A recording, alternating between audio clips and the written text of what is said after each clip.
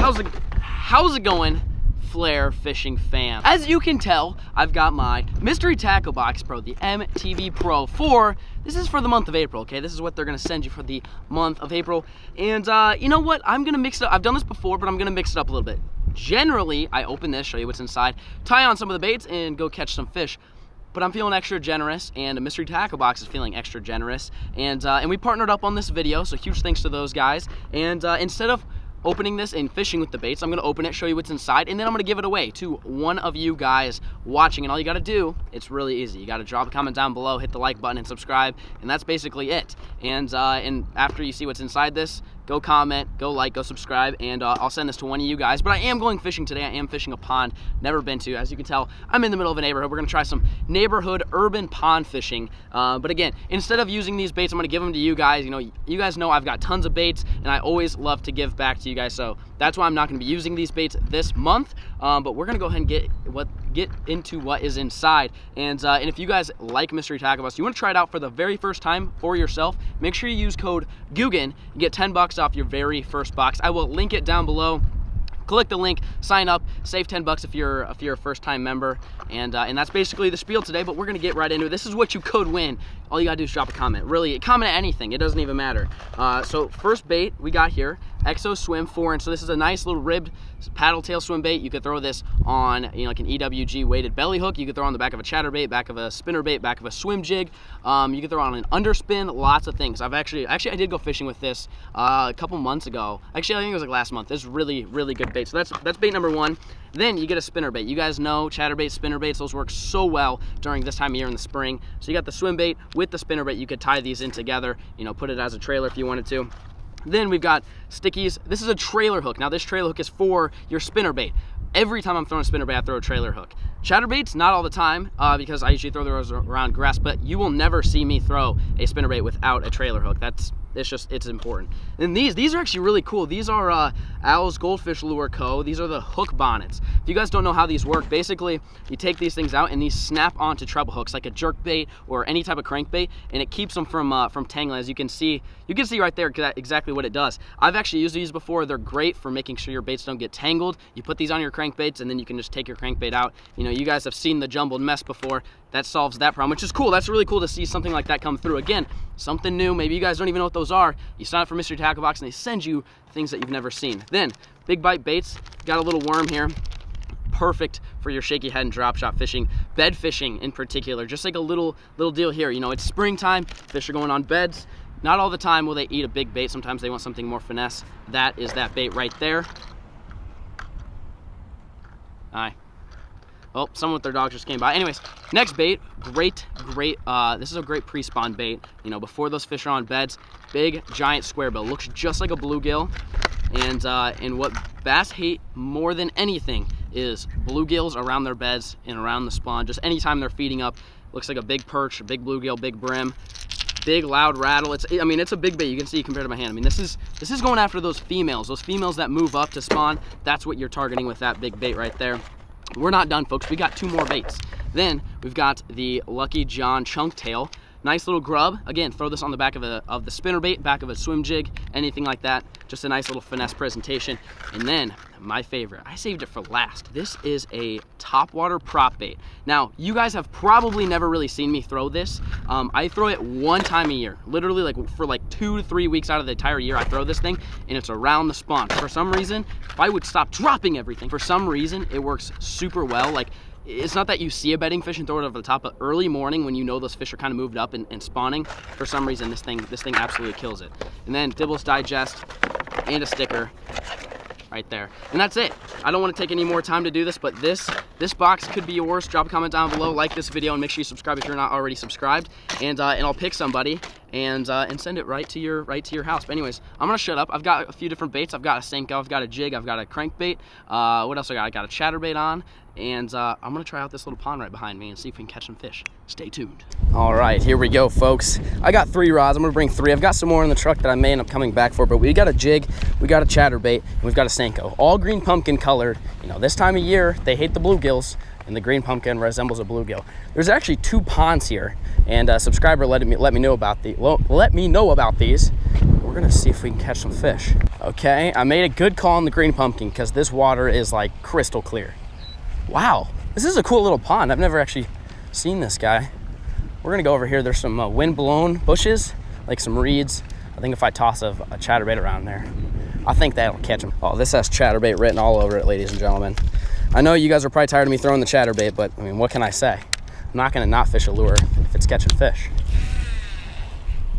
All right, I actually have zero idea if there's even any fish in these ponds. This literally could just be pond. They may not even have fish in it. I don't know. A subscriber told me that there's fish, but we're gonna find out. Well, I'm walking around this pond. I've thrown the Senko a little bit. I've thrown the chatterbait mainly, but I mean, I'm not seeing any bass. I thought I'd see some bass swimming around. There is just nothing. I honestly, there could be no fish in here for all I know. Or there's two ponds. Maybe I'm fishing the one without fish. I mean, maybe I just suck. I mean, that's most likely it. Wait, is that a bass? Oh, that is a bass. Okay, hang on. Hang on, folks. There's a 3-pounder. As I say, there's no fish. I see a 3-pounder. Oh, that's a big snake. Yep. Another one. I don't know if that GoPro got the shot of that guy, but he was sunning himself. I'm not sure what it is.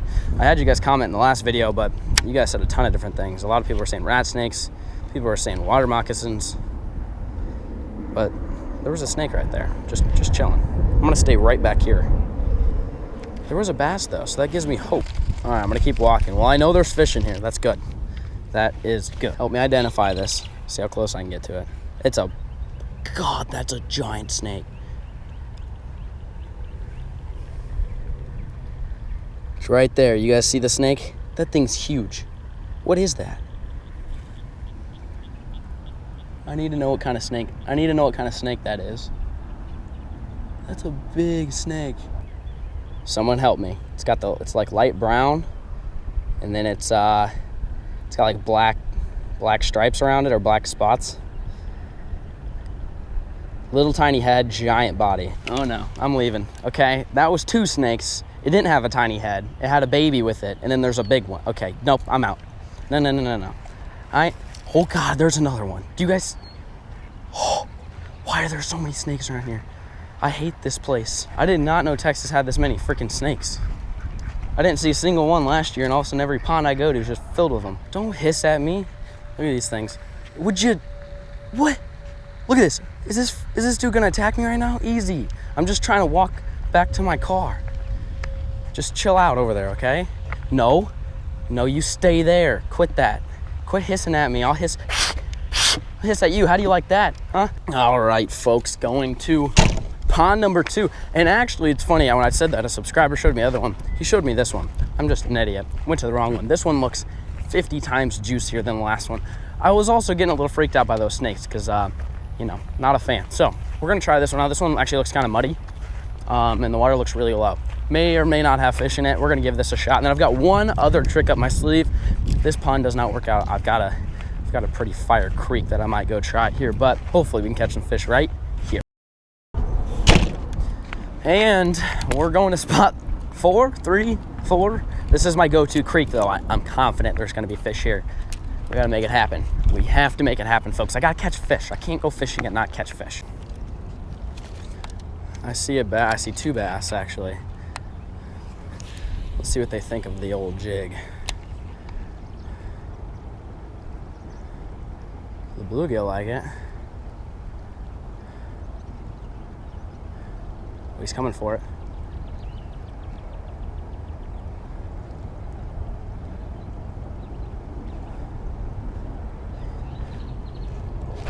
Got him. I got him. Oh my gosh, I got him from back here. Okay, I gotta go down and get him. These other fish don't know what's going on. I caught that fish. I just totally sight fished that. Come on, get up here. He's stuck. Get over. What is he stuck on? There. Oh no, he came off. No. You guys saw him. Dude, that was probably pushing 3.5 to 4 pounds. That was way bigger than I thought. Oh, I couldn't, that was totally me just being an idiot, but he was stuck on like some fishing line, and I had him do one last jump, and lesson learned, you don't let them get another jump off. Dang it, that sucks. That was on a little jig. I totally sight fished that. As you can tell, I was way up here. This water's gin clear, and I cast over there, and there's bluegills chasing it. He actually ate it once. I didn't set the hook because I didn't want to, prematurely catch or set the hook. But wow, I can't believe how big that fish was. That was actually like a 3 to 4 pounder. The question is, do his buddies know what happened to him? Because there was 3 bass with him. He was the biggest out of all of them, but there were still some decent fish with him. So the question is, do they know what happened? Are they smart enough not to bite the jig, or are they gonna bite the jig anyway? Well, I just went pretty much to the other end of the creek, and nothing. I mean, literally, I can see everything. There's a drinking water clear. Every single fish was right where I had that first bass. So I don't know, maybe if I can sneak up on it a little bit more. I don't know, I'm pretty convinced that fish can talk to each other, and that dude said, do not bite that jig. I might end up having to throw a Senko down on him and see if that helps, because I'm not seeing any other fish down here. They're all in that little pocket where I had that first bite. Also, you're new to the channel, the rod, the reel, the line lures that I'm using today, link down below as always. Just a quick reminder, if you're new to the channel, I always like to give you guys as many tips and provide you with all the equipment that I was using in today's video. So check the link in the description if you guys want any of the gear you see, maybe even the Flair's frog and flipping stick. This is the new one. We've only got a few left, so check it out. Links down below. I got one. Okay, don't get stuck. Oh, there you go. I caught one. I feel really bad. I just totally drug him up the bank. Did not want to do that. Folks, don't do that. Don't take notes on what I just did. I'm trying to stay as far away as I can because these fish are really, really skittish. I'm gonna walk down and try to put this guy back away from everybody. So I think I figured this out, okay? Let me explain what's going on. So here's what's going on, okay? These fish, these bass don't care about my bait. They don't want to eat it, okay? But right now, I'm staring at a giant school of bluegill and baby bass.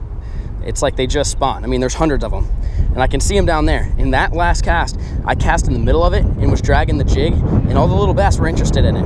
And one fish came and ate it, like as if it was like, being a predator towards the babies. I'm thinking that's my logic behind it. I'm gonna keep casting and see what happens. Well, folks, I am back at the MTB crib. Just caught the little squeaker. I know, it sucked. But, I got out there. The reason why I'm done fishing for the day, I mean, it's only like 2 o'clock right now, is we're filming a Guggen video, and it's gonna be a really exciting video, and it has to do with Gary. It'll be good. So I gotta be back. I gotta work for the squad right now, but I wanted to try to get a video out as hard as I could, to you guys, because I'm busy with all the group work this week, but I wanted to make sure that I gave you guys a video this week, and this was the video: pond hopping snake infested waters, unintentionally snake infested waters. But it was pretty exciting stuff. I mean I had a good time doing it, but that was the video. Remember, if you want to try out Mr. Tackle Box for yourself, use code Guggen.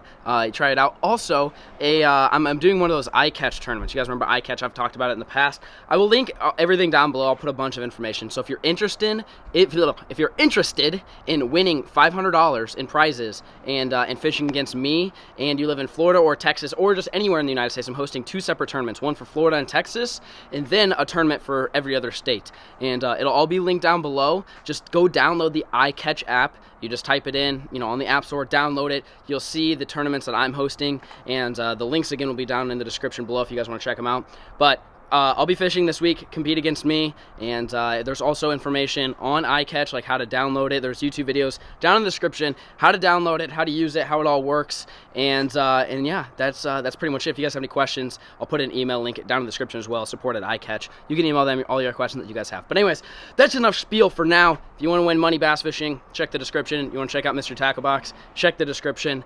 And if you want to check out any of the rods, reel, line, any of the gear that I was using today, check the description. Everything will be linked down below as always. Thank you guys so much for watching. Peace.